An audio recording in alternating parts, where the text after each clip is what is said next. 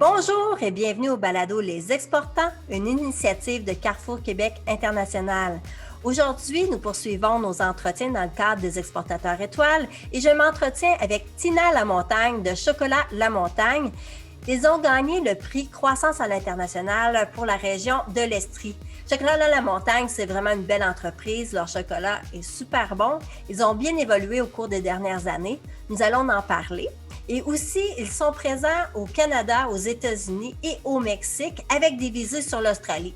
Donc, ils ont un beau modèle d'affaires. Nous allons parler de tout ça, moi et Tina, qui était très généreuse dans son entretien avec moi. Mais avant tout, j'aimerais parler avec Daphné, qui a son conseil du jour pour les exportateurs. Bonjour! Oui, un petit conseil aujourd'hui. En fait, ce que je propose à tous les entrepreneurs qui font affaire à l'international, c'est de se positionner minimalement une fois par année à voir quels sont nos risques par rapport à nos transactions à l'international. Il y a le risque de change, il y a le risque de transport, il y a les risques de pays, il y a plusieurs risques qu'il faut considérer. Et ce qu'il faut ne pas oublier, c'est qu'ils changent dans le temps. Donc, ça ne veut pas dire que si vous faites affaire avec un client dans un pays X depuis un certain nombre d'années, que le risque par rapport à ce client, ce pays, ne change pas dans le temps. Donc, vraiment de se repositionner. Aussi, si vous êtes en forte croissance, soyez très, très proche de vos partenaires qui vous donnent des conseils par rapport avec votre gestion de risque parce que ça peut aller très vite et on le sait, quand vous êtes en croissance, vous êtes très occupé. Donc, n'hésitez pas à faire affaire avec des partenaires qui peuvent vous aider dans cette gestion de risque-là. Donc, moi, aujourd'hui, c'est ce que je voulais vous dire et ne vous arrêtez pas non plus à ce que vous ne connaissez pas. En gros, là, si vous ne savez pas comment faire la gestion de risque, il y a quelqu'un qui le sait. Puis nous, chez Desjardins, on est là pour vous aider à vraiment cibler quels sont vos risques et amener des solutions. Donc voilà, merci beaucoup et bon balado!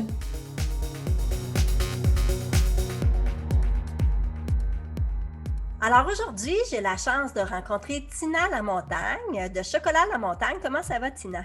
Ça va très bien, merci. Tina, on discutait un petit peu avant. Là, tu nous parles aujourd'hui de la Floride. Maintenant, tu es installée là-bas. On en parlera un petit peu plus tard. Mais tu sais, j'aimerais ça que tu me parles un peu de toi. Parce que moi, quelqu'un qui aime voyager, ça m'intéresse beaucoup. Oui, bien en fait, le voyage pour moi, c'est une passion. En fait, j'ai étudié au Collège de la Salle à Montréal en tourisme. Donc, j'ai un DEC en tourisme. Et puis, faire partie de l'entreprise, ça n'a jamais été quelque chose que je voulais faire. Donc, mon père a parti de l'entreprise. On était très jeunes, moi et mon frère, on était tout petits et déjà, on voyait des barres de chocolat. On avait un garage rempli de barres de chocolat. À l'époque, mon père vendait les produits pour les campagnes de financement dans les écoles. Mais en grandissant, ça n'a jamais été un rêve pour moi de faire partie de l'entreprise. J'étais très indépendante, je voulais faire mes choses moi-même, je voulais voyager, puis c'est tout ce que je voulais faire. Par contre, à 25 ans, il y avait des changements dans l'entreprise. On voulait prendre l'expansion et mon père m'a proposé de prendre un défi. Il m'a dit, regarde, Tina, on a beaucoup de succès au Canada. On aimerait voir un petit peu si on pourrait avoir le même genre de succès aux États-Unis. Donc, on aurait besoin d'une personne de l'entreprise qui déménage là-bas puis qui aille ouvrir un peu le marché aux États-Unis. Donc, est-ce que ça t'intéresse? Donc, j'étais vendue. Donc, c'est comme ça que j'ai joint l'entreprise. Ça fait déjà 14 ans. Tu avais 25 ans à l'époque quand il t'a proposé de vivre aux États-Unis? Oui, c'est ça. Comment ça s'est passé? Où est-ce que tu étais en premier?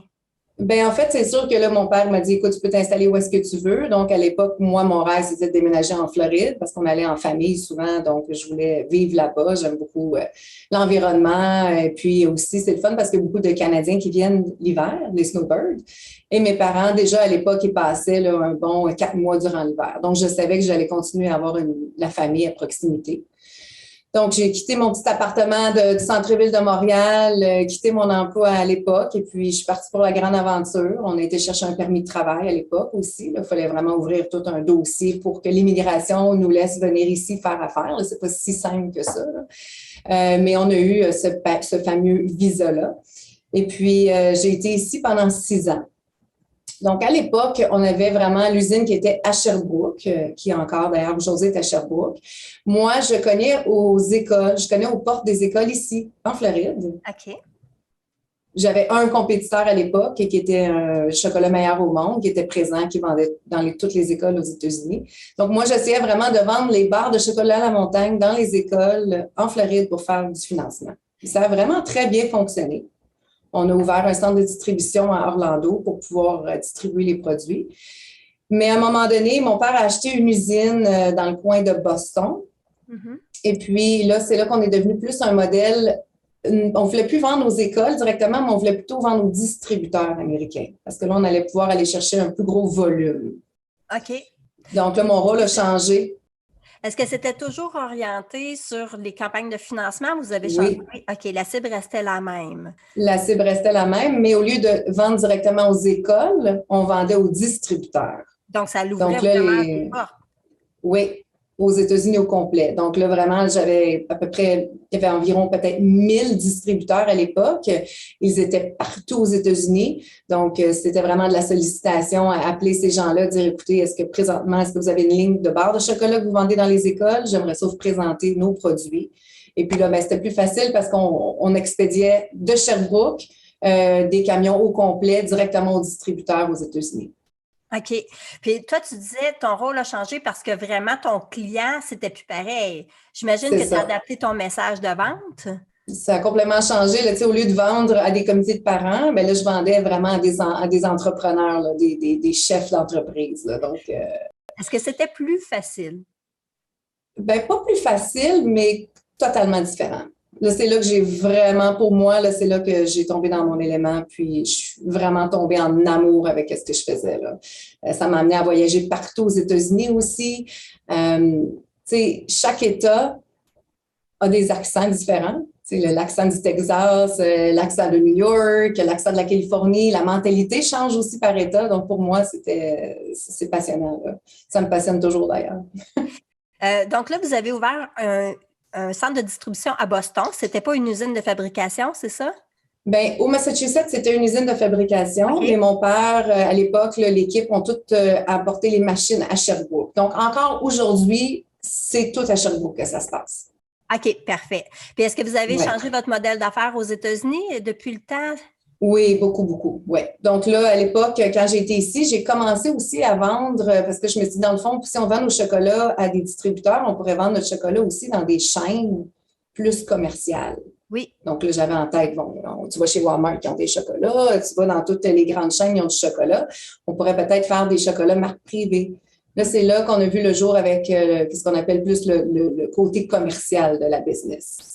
Donc, on a commencé petit. On faisait un salon commercial à Chicago à chaque année qui était vraiment basé là, vraiment plus pour les chaînes. Donc, on s'est fait des contacts. Là, ça fait longtemps de ça. Là. Ça fait 14-15 ans là, qu'on a commencé à ouvrir des comptes plus commerciaux. Et puis, l'orientation, c'était pas votre propre marque, c'était vraiment de faire du chocolat pour des grosses marques, comme par exemple, comme qui que vous avez fait des chocolats pour qui? Bien, comme aujourd'hui, au Canada, on en fait comme chez IGA. OK. On fait les amandes qui sont enrobées de chocolat sous la marque Compliment. OK. Donc, ça, c'est vraiment de la marque privée. C'est nous qui fait ça, oui. Parce que votre chocolat est franchement très bon. Là. Moi, j'en ai mangé cet été, pas pour la première fois, mais je trouve que c'est quand même une bonne qualité de chocolat. Je suis quand même assez difficile. Il se positionne comme étant, est-ce que je me trompe? Mais c'est quand même un bon chocolat d'une bonne qualité. Ben oui, c'est sûr. On a beaucoup de recettes aussi. Ça, les gens ne le savent pas. Tu sais, les gens nous connaissent, surtout au Québec, les gens nous connaissent pour les campagnes de financement. Oui. Mais tu sais, vous connaissez comme, mettons, la barre de chocolat caramel ou la barre de chocolat aux amandes. Mais tu sais, on a à peu près comme 15 recettes différentes, là. Donc, dépendamment du marché où est-ce qu'on veut aller chercher des résultats, bien, on adapte nos recettes. Okay. Donc, on a des recettes à 73 % de cacao, qui est beaucoup, beaucoup plus raffiné. On a du chocolat au lait qui est belge, donc plus savoureux, plus crémeux. T'sais, donc, ça dépend des endroits. Comme par exemple, si on va cogner aux portes des dollar stores, mais là, à ce moment-là, les recettes sont un petit peu moins raffinées parce qu'il faut arriver à un certain prix de vente là, qui est très compétitif. Donc, on s'ajuste beaucoup. Donc, vous n'êtes pas seulement dans une gamme de produits, vous pouvez adapter la qualité du chocolat en fonction du client. Est-ce que vous avez Exactement. développé votre propre marque aux États-Unis ou ça fonctionne toujours de la même façon? On a développé notre marque dans les dernières années, plus au Canada. Donc, le brand La Montagne a vu le jour chez Costco, ça fait déjà 4 ans, avec un sac, là, un gros format, qui était une amande de chocolat noir à la noix de coco. Donc, ça a été vraiment notre premier produit chez Costco. Puis de là, là, vous en avez vu plusieurs. Là, cette année, d'ailleurs, présentement un sac de chocolat qui s'appelle Tuxedo chez Costco, qui est en l'honneur du fameux gâteau Tuxedo à 3 chocolats différents. Donc, nous, on a voulu faire un produit pour Costco qui était unique et que les gens pourraient vraiment avoir une référence. Donc, c'est comme ça qu'on a vraiment pondu l'idée du Tuxedo. Donc, si vous allez chez Costco présentement, il n'en reste plus beaucoup, mais il y en a encore. Ils sont en rabais jusqu'au 24 octobre présentement. Et là, tout de suite après, vous allez voir, on va avoir des pistaches au chocolat avec un sel rose. Là, c'est incroyable. On ne peut pas arrêter d'en manger. Donc, ça aussi, ça va être là chez Costco jusqu'au mois de janvier. Vous avez gagné, là, l'entreprise a gagné dans le cadre des exportateurs étoiles le prix Croissance à l'international. Est-ce que c'est des alliances avec Costco qui a fait que vous avez connu une belle croissance au cours des dernières années? Pas nécessairement avec Costco. Dans les dernières années, moi, personnellement, j'ai fait des salons d'achat. J'en ai fait au moins 7 par année.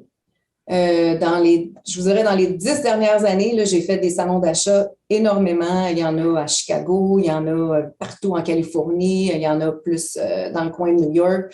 Chaque année, on fait beaucoup de salons, puis c'est plus comme ça qu'on a développé des relations d'affaires.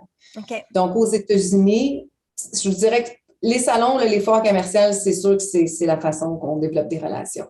Costco, plus au Canada. Par contre, là, il y a des gens à l'international comme Costco Australie, qui, eux, ont tombé en amour avec le concept du Tuxedo. On a aussi Costco UK qui vont commencer à commander ce produit-là aussi. Et puis là, on espère, mon souhait, c'est de rentrer là, aux États-Unis chez Costco aussi. Il y a aussi Sam's Club. Sam's Club est très gros ici, aux États-Unis, là, qui est dans le fond avec Walmart. C'est un compétiteur de Costco. Donc, le terrain de jeu est énorme, là. Comment ça fonctionne? Quand on commence à vendre chez Costco, là, on a quelqu'un qui est attitré à notre dossier. C'est comment qu'on négocie avec les gens de chez Costco? Ben nous, en fait, on a été très chanceux parce que c'est un courtier. Okay. C'est mon père, une connaissance de mon père, sa fille, qui, elle, est un courtier pour Costco. Et puis, elle nous a approchés, ça fait déjà 5 ans, puis elle nous a dit, est-ce que vous vendez chez Costco? Non. Pourquoi? Ben, je dis parce qu'on n'a pas encore assez d'innovation pour vendre chez Costco. Tu n'arrives pas chez Costco avec un raisin au chocolat. Là. Ils vont dire, non, excuse-moi, là, mais nous, on veut de l'innovation. Donc, quand on a commencé à faire vraiment plus d'innovation à l'interne avec notre équipe de R&D, c'est là que je me suis sentie en confiance pour aller présenter chez Costco, toujours avec l'aide de ce courtier-là qui m'a tout appris chez Costco. Donc, ensemble, d'ailleurs, elle est devenue une très bonne amie à moi. Donc, ensemble, on a commencé à percer, on a commencé à aller chercher des commandes chez Costco. Puis là, ben, maintenant, on est vraiment dans tous les Costco au Canada. Comment le Costco en Australie a entendu parler de vous? Est-ce qu'ils goûtent? Est-ce qu'il y a des salons Costco ou est-ce que tous les Costco vont puis ils goûtent aux produits des autres? Ou, comment ça fonctionne? C'est vraiment, c'est vraiment le travail du courtier ou la personne en développement d'affaires. Là, c'est d'aller chercher les bons contacts, envoyer des échantillons. Dans les salons, c'est sûr que souvent, on les voit, ces gens-là. Les acheteurs de Costco se parlent aussi. D'ailleurs, eux, mettons qu'ils vont rentrer un produit qui a beaucoup de succès. Ben là, ils vont en parler avec les autres acheteurs. Donc, c'est sûr que plus que tu as du succès, ben plus que tu vas faire parler de toi. Mais honnêtement, c'est la vente. Il faut juste pas lâcher. C'est toujours de pousser, puis de pousser. Puis c'est qui va pousser le plus fort qui va avoir les commandes. Là. C'est comme ça que ça fonctionne. Tu me disais que là, vous avez développé le Mexique. Comment ça s'est passé pour le Mexique? Parce que là, vous étiez bien implanté aux États-Unis, j'imagine, quand vous avez fait le saut, ou ça s'est fait en même temps? Ça s'est fait beaucoup en même temps parce que les salons d'affaires, comme par exemple le PLMA, qui est le Private Label Manufacturing Association, ça, c'est à Chicago. Puis, tu sais, tu as beaucoup de chaînes de partout. Donc, moi, j'ai commencé à rencontrer des chaînes du Mexique au PLMA. Et aussi, il y a eu des missions commerciales organisées pour aller au Mexique. Donc, j'ai fait partie souvent de ces missions commerciales-là. Donc, on allait au Mexique, on allait visiter des magasins, on rencontrait les acheteurs de chocolat. Et c'est comme ça que ça a commencé, vraiment. Pour le Canada, c'est un marché extraordinaire, le Mexique.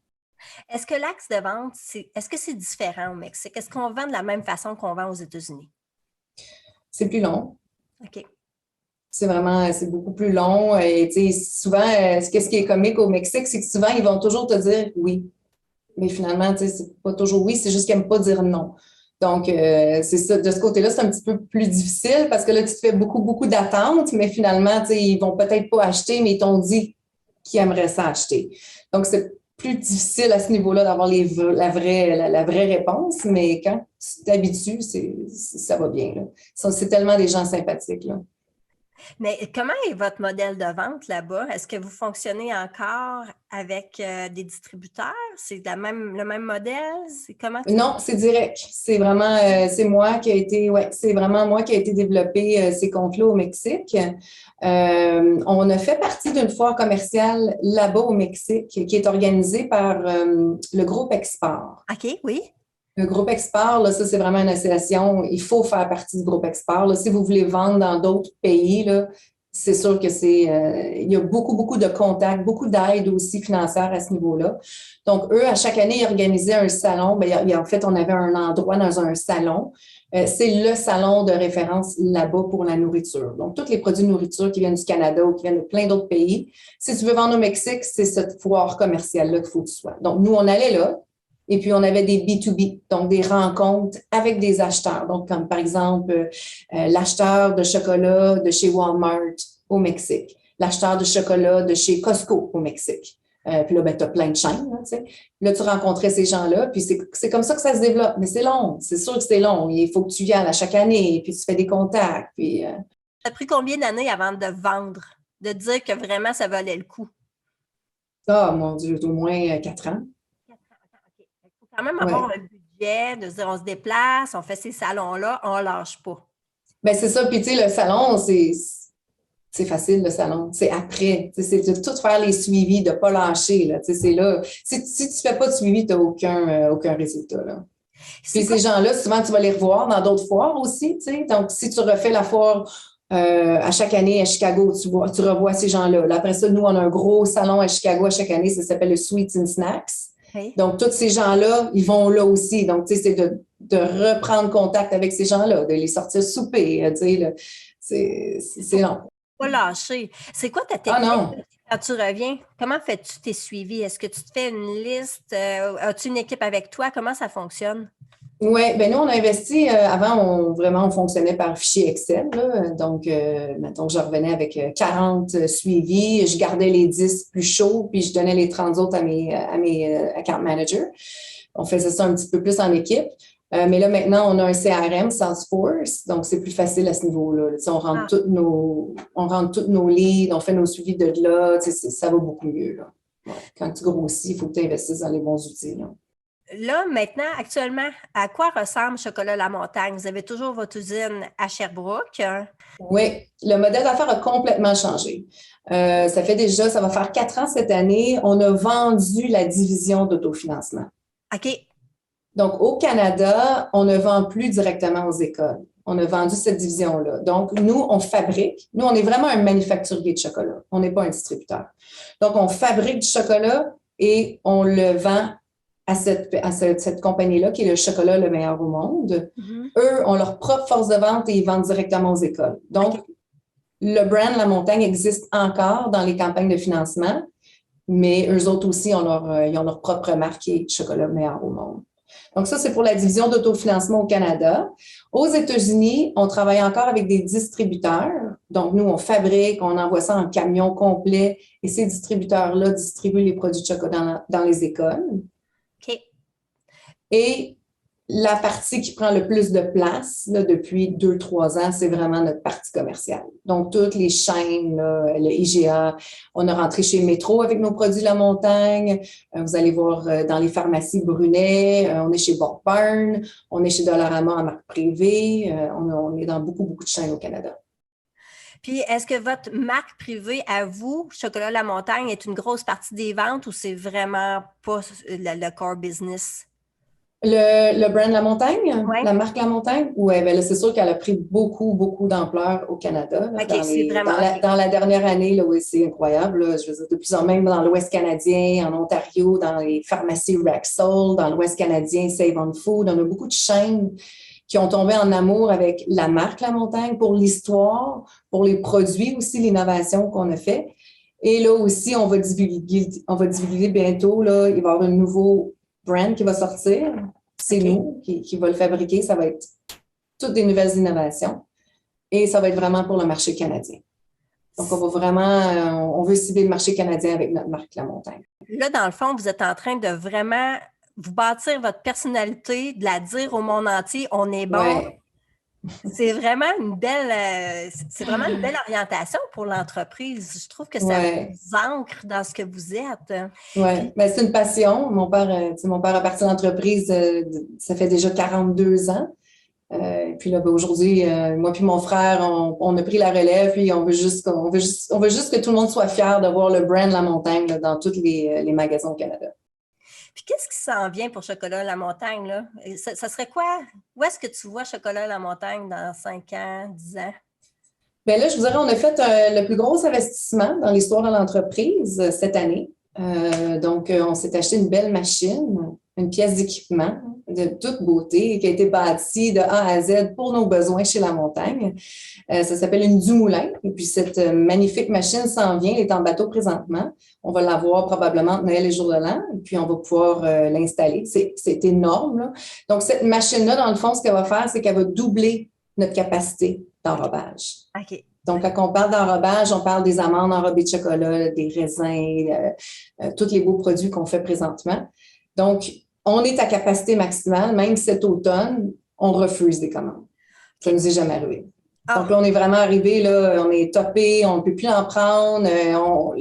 On a des gens qui nous placent des commandes aujourd'hui, puis on peut pas expédier avant janvier. Mon Dieu, ça doit faire mal au cœur. Ça fait très mal au cœur. Mais en même temps, on se dit, wow, on est donc fiers d'avoir pris la décision d'investir en pleine pandémie. On a investi 4 millions en pleine pandémie pour dire, hey, là, regarde, ça s'en vient, là, on le sent, là, ça s'en vient, là, on est déjà ailleurs, puis on va aller plus haut. Donc, on a besoin d'une nouvelle pièce d'équipement. Donc, ça s'en vient. C'est sûr qu'on peut aller chercher beaucoup, beaucoup de chiffres d'affaires dans cette nouvelle pièce d'équipement-là. Mais je vous dirais que ça peut aller vite, là. Donc, je pense que dans les prochaines années, vous allez voir, là, l'année prochaine, on va sortir une nouvelle collection de produits d'innovation. Okay. Vraiment, tout le visuel va être changé, toujours par La Montagne, mais le visuel va être changé. Ça va être des nouvelles saveurs. Il va y avoir du double couche de chocolat, du triple couche de chocolat. Il va y avoir des textures, des couleurs, il va y avoir des goûts incroyables. Donc, tout ça, ça s'en vient. Et moi, je pense que c'est ça qui va nous amener à un autre niveau.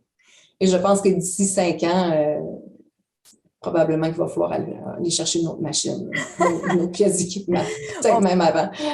On parle beaucoup d'innovation, là, je suis curieuse. Là. Oui. Est-ce que c'est nouveau que vous avez une équipe vous avez une équipe dédiée à faire des nouveaux produits, c'est ça? Oui. C'est combien de personnes? C'est quoi leur profil? Ben écoutez, c'est sûr qu'on a toujours notre personne, notre qualité contrôle, là, qui est en charge de 2-3 personnes qui font de l'innovation. Et puis aussi, on a notre directeur des comptes nationaux au Canada, Sylvain, qui est impliqué beaucoup dans ce nouveau projet-là. Donc, tu sais, avant, on faisait ça un peu, c'était bien fait, mais c'était pas notre travail à temps plein. On a une personne qui est dédiée à temps plein. On a aussi investi dans un laboratoire. OK. Une belle cuisine, là, c'est magnifique, avec tous des équipements. On a nos petites machines, nos mini machines enrobeuses pour faire des tests. Donc, on a tout ça présentement là, chez La Montagne. Puis, vous faites combien d'innovations à peu près par année? Là, écoute, l'année passée, on s'est un peu calmé là, parce que là, on s'est dit, mon Dieu, on en a sorti beaucoup, mais on peut, tu sais, ça dépend parce qu'on fait aussi des produits pour d'autres compagnies aussi. Mm-hmm. Hein. Donc, on fait de l'innovation pour eux aussi. Donc, je vous dirais, c'est au moins une trentaine de produits par année. Là. Est-ce que les clients qui arrivent avec des nouveaux besoins vous amènent à développer des nouveaux produits de votre côté pour votre marque? C'est pas nécessairement sous notre marque. Par contre, ça peut être sur leur marque à eux. Mm-hmm. Donc, souvent, oui. Vous autres, votre processus de création, là, comment ça fonctionne? On parlait, c'est le Tuxedo, c'est ça? Trois étages. Comment ça Oui, peut se créer un produit comme ça? honnêtement, le Tuxedo, ça a été une idée qu'on a eue, moi et mon courtier Costco. Ah oui, OK. On se demande, ouais, ça a vraiment été une idée qu'on a eue, moi et elle, ensemble. Mais là, c'est bien beau d'avoir une idée, mais après ça, le travail, ça se fait par la suite. Moi, 3 couches de chocolat, c'est le fun, mais tu sais, quand on parle à l'équipe, là, c'est comme, waouh, ça, c'est extraordinaire, mais c'est un défi, là, tu sais. Parce que c'est dur, Donc, en fait, d'arriver avec une innovation puis que ça fonctionne. Tu sais, on arrive avec une nouvelle idée. Des fois, une nouvelle idée, ça rejoint pas le client. Fait que là, ce que je comprends, c'est que ce produit-là, vraiment, ça l'a impressionné, puis ça ben, plaît. c'est sûr, exactement. C'est sûr parce que, tu sais, on a tous eu l'expérience du Tuxedo à un moment donné. Là, tu sais, nous, on a pensé au Tuxedo du gâteau chez Costco, mais il y a aussi le gâteau Tuxedo chez M&M's, chez Metro. Tu sais, c'est un gâteau que tout le monde aime beaucoup, le triple couche de chocolat. Donc, on s'est dit, on va aller rejoindre beaucoup, beaucoup de gens comme ça. C'est pas trop niche. Parce que nous, c'est vraiment de la grosse production qu'on fait. Donc, on peut pas aller trop spécifique dans des choses où est-ce que ça générera pas assez de volume. Mhm. Et aussi, qu'est-ce qui est toujours un défi pour nous, c'est que souvent, on a des bonnes idées, mais après ça, c'est de trouver les ingrédients, parce que nous, on a plusieurs certifications. On Oui. est sans gluten, sans arachide, on est cachère. Fait que là, tout ça, c'est difficile parce que des fois, on peut penser à un centre croquant, je sais pas moi, un centre mou pour comme faire un gâteau, mais il y a du gluten. Donc là, on ne peut pas le faire. Donc, c'est toute la recherche d'ingrédients aussi là, qui prend énormément de temps. C'est très ardu là, de ce côté-là. Être sans gluten, être cachère, ça doit ouvrir un marché plus intéressant. J'imagine que vous avez pointé ça, c'est pas pour rien, là, ça vous aidait à développer. Est-ce que c'est un critère? Est-ce que ça vous a vraiment aidé à développer les marchés? Oui, parce qu'aujourd'hui, tu sais, les chaînes, ils regardent ça beaucoup. Les gens aussi, les gens ont beaucoup d'intolérance ou les gens regardent beaucoup plus qu'est-ce qu'ils mangent aujourd'hui. Donc, c'est sûr que plus de certifications qu'on a, mieux que c'est. Mais il ne faut pas se perdre là-dedans non plus. Tu sais, comme nous, on a décidé que, bon, le bio, c'était pas nécessairement l'avenue qu'on voulait prendre. Tu sais, il y en a des chocolatiers incroyables au Québec qui font du bio, qui se spécialisent dans le bio. Donc, quand on a des demandes, on les réfère à eux. Mais nous, tu sais, on est vraiment plus on est plus là, dans des produits là, d'indulgence, là, tu sais, des produits de chocolat là, que tu vas faire Oh mon Dieu, wow! Là, ça, je me gâte. Là. C'est une bonne niche. C'est toute une expérience. Puis pour terminer, j'aimerais ça te poser la question. Tu habites aux États-Unis maintenant. Oui, Tu as fait un retour. Comment c'est la vie aux États-Unis pour toi, là? Tu es installé là-bas? oui, Est-ce que oui, c'est très c'est ça. différent de chez nous? Oui, tout à fait. C'est très différent. Mais c'est sûr que c'est beaucoup plus grand, donc il y a plus de monde. Nous, on vient de Sherbrooke. Donc, Sherbrooke, c'est une petite ville. J'ai resté dans plusieurs endroits parce que j'aime ça quand ça bouge. Là. Mais c'est sûr que les États-Unis, c'est une autre mentalité.